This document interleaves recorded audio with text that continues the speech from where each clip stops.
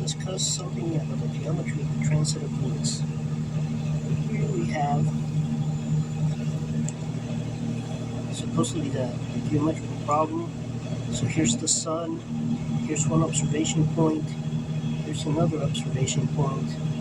This right here is Venus, and then these people look towards the center of the sun and towards Venus. And they register those angles, which are beta and gamma.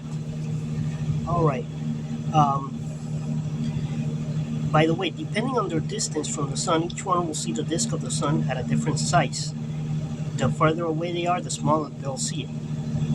Strangely enough, the farther away you are, also the more of the sun that you see. So the pieces of the sun that they actually see are not the same piece. Regardless, from the geometry here, you can see that this relation is satisfied. So alpha plus beta plus gamma alpha is equal to beta plus gamma plus mu.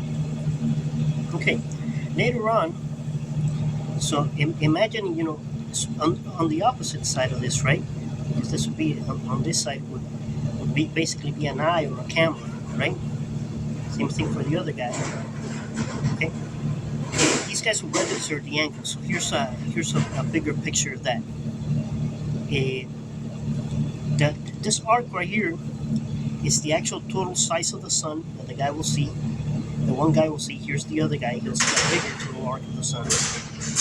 This vertical line right here represents the line to the center of the sun, and then on either side, this little darkened angles right here, those represents, one of them is a gamma, and in one picture, and the other one is your beta. All right. I believe that these two pictures are what is usually denoted in those usual explanations on the transit of Venus by this. They draw a disk with a line, right? That's just, the top view of this same thing. The other guy, the same thing. Usually both disks are drawn the same size, but again, like I mentioned, they need not be the same size, and that doesn't really matter. So here you'd see a transit of Venus, and then the other guy sees the transit of Venus, and they would use geometry to figure out this little distance right here. And the same thing for the other guy. Okay? In the end, what you're figuring out really are these two angles, alpha and beta. Then I think what they do is they superpose those two pictures, and then you'll see, for example, that because here you want to get the distance of the sun, you want to get mu, right? But so basically you need that relation alpha, which, by the way, I think you determine this alpha through other means. So for example, you will use parallax and the distance between these 2 points to determine who alpha is.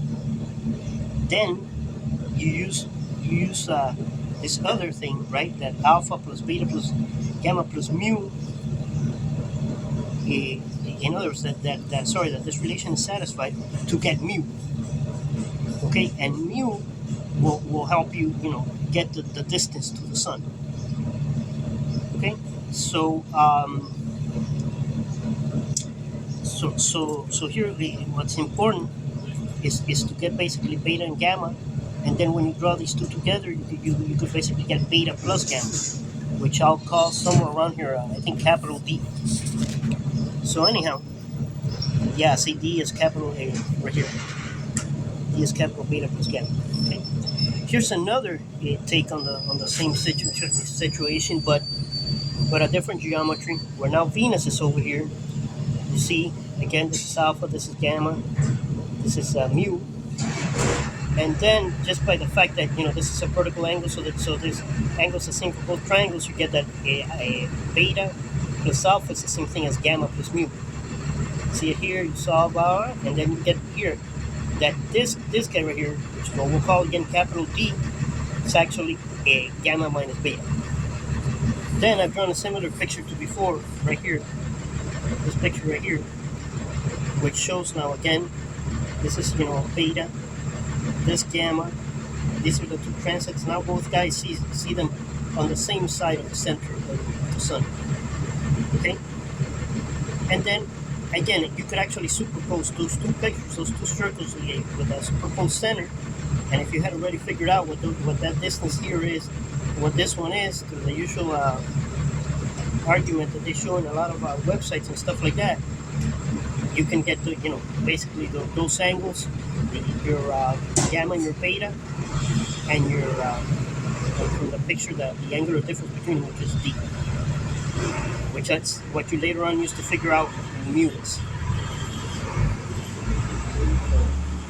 See, I wrote it here, alpha is equal to d plus 1. So that's it.